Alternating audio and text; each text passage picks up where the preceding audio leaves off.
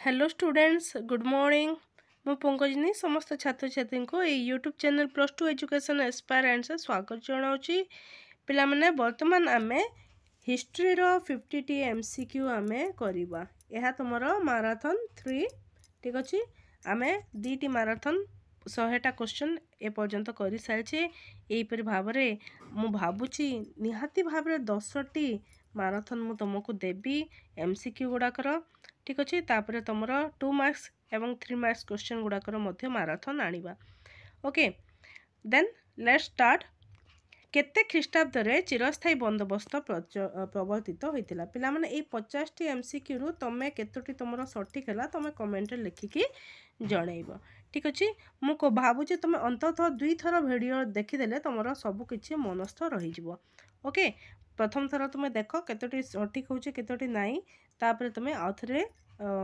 तुम टेस्ट करिवो निजे निजको ओके बेसी समय आबे नमानी मैक्सिमम 10 रु 15 मिनिट भितर वीडियो टिके सारिबा केते ख्रीष्टाब्द रे चिरस्थायी बंदोबस्त प्रवर्तित होइतिला केते ख्रीष्टाब्द रे होइतिला पिला माने 1793 रे ओके जदी कोठारे मोर भूल होउची ताले तुम कमेंट सेक्शन रे जणैबो शीघ्र शीघ्र कहवा फल जदि कौ स्थान रे मु चेष्टा करी न हबा पाई जदि भूल बसत हो जाउची ताहले तुम कमेंट लिखिकी जणैबो ओडिशार केउठारे प्रथमे लवण आईन भंग करा जाई थिला मोस्ट इंपोर्टेंट क्वेश्चन इंचुडी ठारे नो कि इंचुडी ठारे तार किए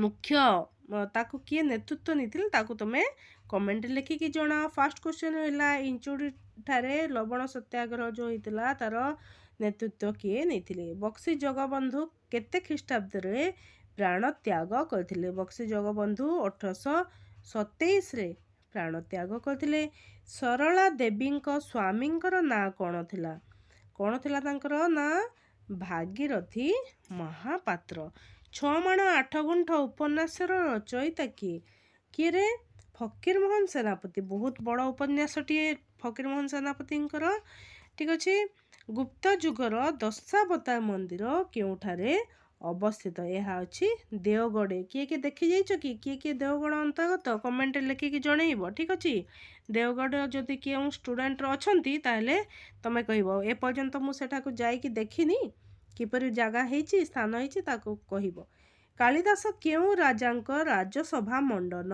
करथिले केउ राजांको विक्रमादित्य राजा विक्रमादित्य अजंतार 2 नंबर गुंफारे केउ चित्र अछि को चित्र अछि अजंतार 2 नंबर गुंफारे बुद्धंक जन्मर चित्र अछि आलाहाबाद प्रशस्तिर रचयिता किए आलाहाबाद प्रशस्तिर रचयिता होउछंती हरिसेन ऋतु संहार रचयिता किए ऋतु संहार रचयिता होउछंती कालिदास ओके सब क्वेश्चन गुडाकर इंपोर्टेंस रहिछि पिला माने तुमे देख भाबुची तुमे जानुथबो उदयन केउ राज्यर राजा थिले उदयन थिले वस्त्र राज्यर राजा मेघास्थिनिस केउ पुस्तक रचना करथिले मेघास्थिनिस करथिले कोन इंडिका वैदिक सभ्यता रे जीवनर द्वितीय सोपान कोन थिला वैदिक सभ्यता कहले कोन ऋग्वैदिक ना परवर्ती वैदिक परवर्ती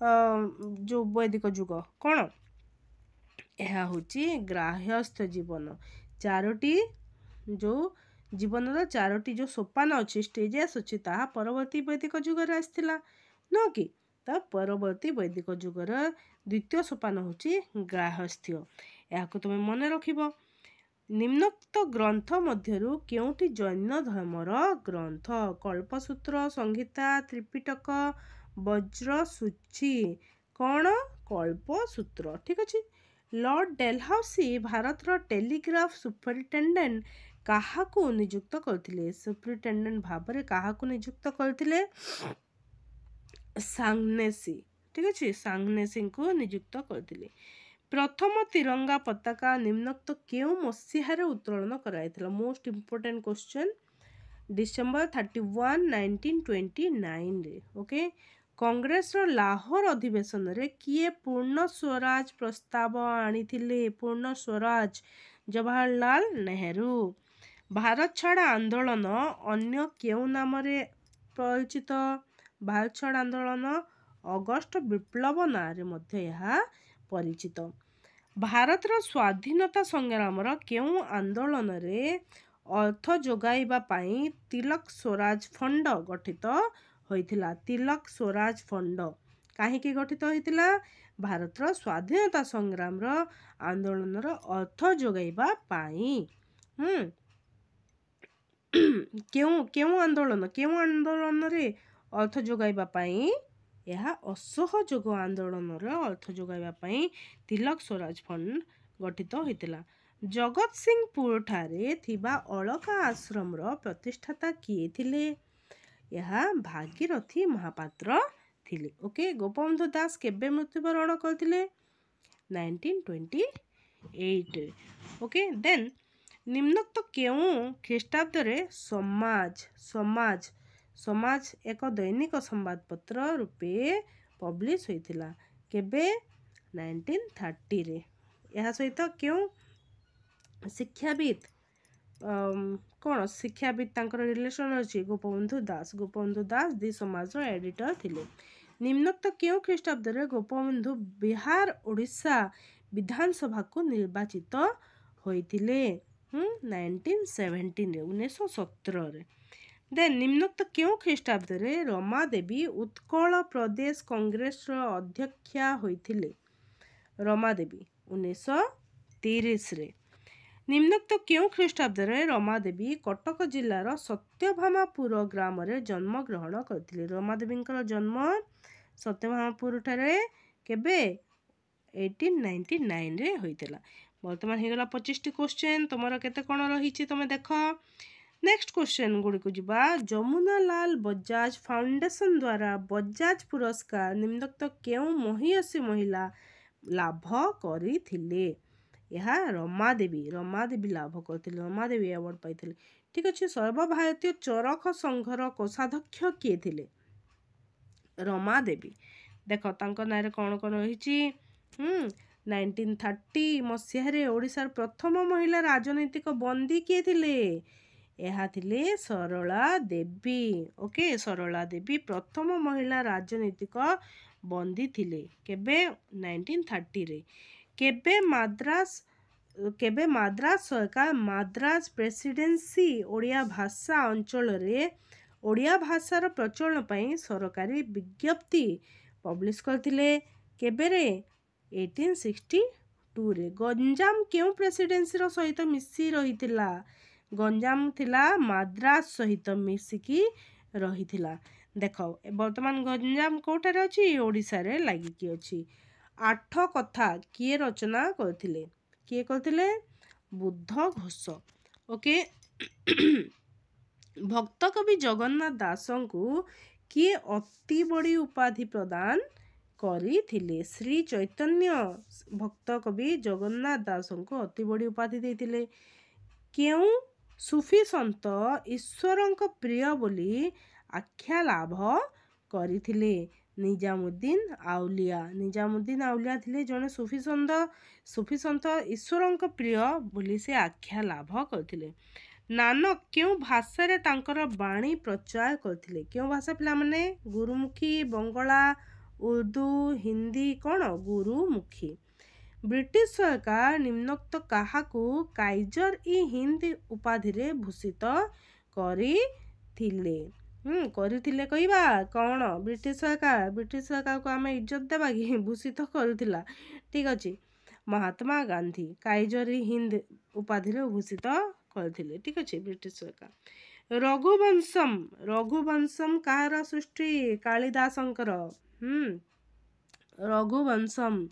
ପାର୍ସୀ ଭାଷା ଓ ହିନ୍ଦୀ ଭାଷାର ମିଳନରେ କେଉଁ ଭାଷାର ସୃଷ୍ଟି ହୋଇଥିଲା? କେଉଁ ଭାଷା ସୃଷ୍ଟି ହୋଇଥିଲା ପିଲାମାନେ? ଉର୍ଦ୍ଦୁ ଭାଷା। ଉର୍ଦ୍ଦୁ ଭାଷା କାହାର ସଂଯୋଗରେ ହୋଇଛି? ପାର୍ସୀ ଭାଷା ପ୍ଲସ୍ ହିନ୍ଦୀ।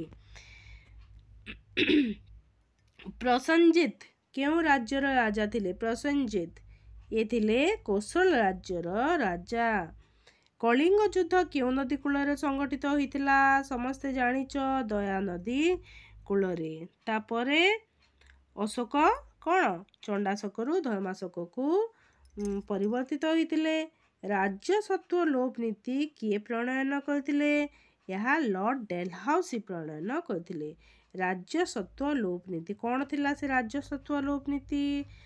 ଏହାକୁ ତମେ ଦେଖିନେଇଥିବ କେବେ ହେଇଥିଲା, ତାର ପ୍ରଣୟନ କିଏ କରିଥିଲେ, ଏହା କ'ଣ? ଠିକ୍ ଅଛି।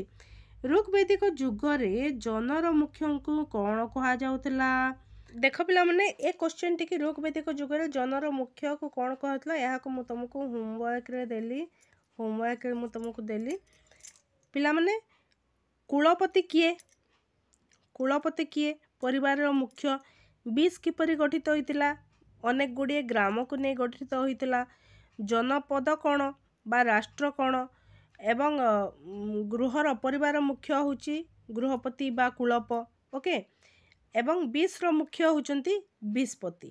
ଠିକ୍, ବିସ୍ର ମୁଖ୍ୟ ବିସ୍ପତି। ସେହିପରି ଭାବରେ ଜନର ମୁଖ୍ୟ କ'ଣ ତମେ କମେଣ୍ଟରେ ଲେଖିକି ଜଣେଇବ। ଆଦିବୈଦିକ ଯୁଗରେ କର ଆଦାୟ କରୁଥିବା କର୍ମଚାରୀ କିଏ ଥିଲେ? ଭାଗଦୁଘ। ଆଦିବୈଦିକ ଯୁଗରେ କିଏ ସତ୍ୟ ଓ ନୈତିକତାର ଦେବତା ଥିଲେ? କିଏ ଥିଲେ? ଏହା ସୂର୍ଯ୍ୟ ଏବଂ ସୂର୍ଯ୍ୟ ଥିଲେ। ହରପ୍ପା ସଭ୍ୟତାର କେଉଁ ଅଞ୍ଚଳରୁ ଏକ ପୋତାଶ୍ରୟର ସନ୍ଧାନ ମିଳିଛି? Important question. ଲୋଥାଲ। କିଏ ଅଶ୍ୱଶାସ୍ତ୍ର ରଚନା କରିଥିଲେ? ଶାଳିହୋତ୍ର। କେଉଁ ଶିଳାଲେଖରୁ ଖାରବେଳଙ୍କ କଥା ଜାଣି ହୁଏ? କେଉଁ ଶିଳାଲେଖ? ହାତୀଗୁମ୍ଫା ଶିଳାଲେଖରୁ। ପ୍ରାଚୀନ ଭାରତ ଇତିହାସ ରଚନା ପାଇଁ ଉପାଦାନ ଭାବେ ଅଭିଲେଖ ବା ଖୋଦିତ ଲେଖ ହେଲା କ'ଣ? କେଉଁଠି ଗୋଟେ ଅଭିଲେଖୀୟ ଉପାଦାନ? କ'ଣ? ପ୍ରତ୍ନତାତ୍ତ୍ୱିକ ଉପାଦାନ। ଉତ୍ତର ଭାରତରେ ଭକ୍ତିବାଦର ପ୍ରଥମ ପ୍ରଚାରକ କିଏ ଥିଲେ? କବିର ଥିଲେ ଉତ୍ତର ଭାରତର ଭକ୍ତିବାଦର ପ୍ରଥମ ପ୍ରଚାରକ।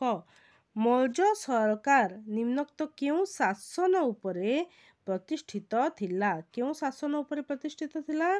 ରାଜତନ୍ତ୍ର ଶାସନ ଉପରେ।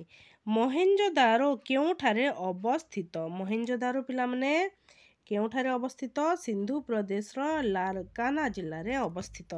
ଏ ଥିଲା 50ଟି MCQ ମୋଷ୍ଟ ଇମ୍ପୋର୍ଟାଣ୍ଟ। ତମେ ନିଶ୍ଚିତ ଭାବରେ କ୍ୱେଶ୍ଚନ୍ ଗୁଡ଼ିକୁ ଦେଖିଥିବା ଆବଶ୍ୟକ।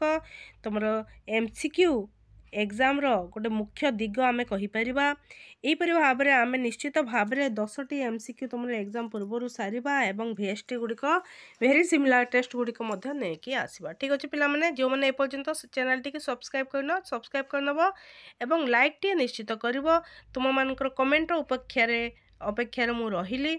ବର୍ତ୍ତମାନ ପାଇଁ ରହିଲି ପିଲାମାନେ। ଜୟ ମାତା ଦି।